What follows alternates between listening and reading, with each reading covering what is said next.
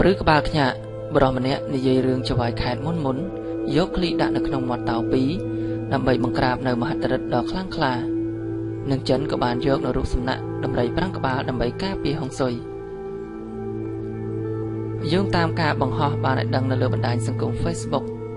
របស់លោកពុយគាដែលជាអ្នកកាសែតអាជីពម្នាក់ដែលមានឈ្មោះបោះសម្លេងនៅក្នុងពិភពអ្នកកាសែត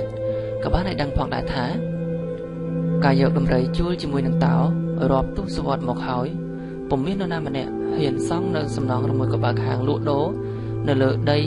ដែលមានរាងច្រមុះជ្រូកដ៏ធំមួយនៅទួលមុខតោ2កណ្ដាលក្រុងព្រះសីហនុនោះឡើយព្រោះអ្នករកស៊ីមានជំនឿផងដែរថាជំនួយរបស់ពួកគេអាចនឹងត្រូវវិនាសឬមួយក៏ខាតឡងចុងព្រោះតែរូបសំណាកតោ2សម្លឹងចង់ពីមុខនឹងធ្វើឲ្យហុងស៊ុយមានការធ្លាក់ចុះប៉ុន្តែដោយសារតែដីនៅក្រុងព្រះសីហនុមានការឡើងថ្លៃហួសពីការនឹកស្មាននិងពិបាករកកន្លែងល្អបានតទៅទៀតក្រុមហ៊ុនចិនក៏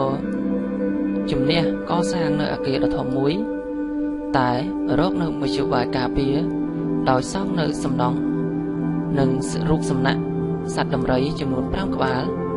ដើម្បីទប់ទួលជាមួយនឹងមហិទ្ធិឫទ្ធិដ៏ខ្លាំងក្លារបស់តោទាំងពីរ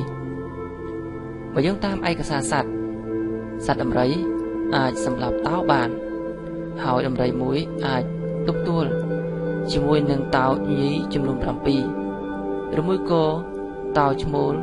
2ទើបអាចសម្លាប់សត្វដំរីមួយបានមានរឿងដំណាលជាច្រើន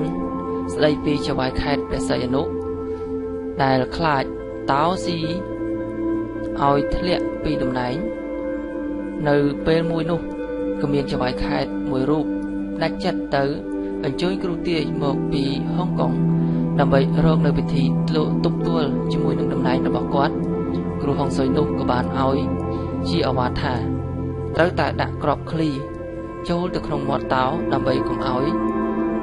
ខំបានការដាំឡើយរូបសំណាកតោគឺមានការហាមាត់ពុំមានក្របឃ្លីនៅខាងក្នុងឡើយយ៉ាងណាក៏ដោយនេះគឺគ្រាន់តែជាការអង្កេតមួយរបស់ខ្ញុំតែប៉ុណ្ណោះរីឯជំនឿជារឿងរបស់បុគ្គលព្រោះអ្នកមានគេមិនជឿទៅលើជំនឿអរូបីណានោះទេដែលគ្មានហេតុផលច្បាស់លាស់នោះទេឧទាហរណ៍នៅក្នុងនោះក៏មានអ្នកសាងសង់ផ្ទះចំផ្លូវដែលបុកចំពីខាងមុខផងដែរហើយធ្វើឲ្យគេកាន់តែមានជាងមុនទៅទៀតក៏ថាបាន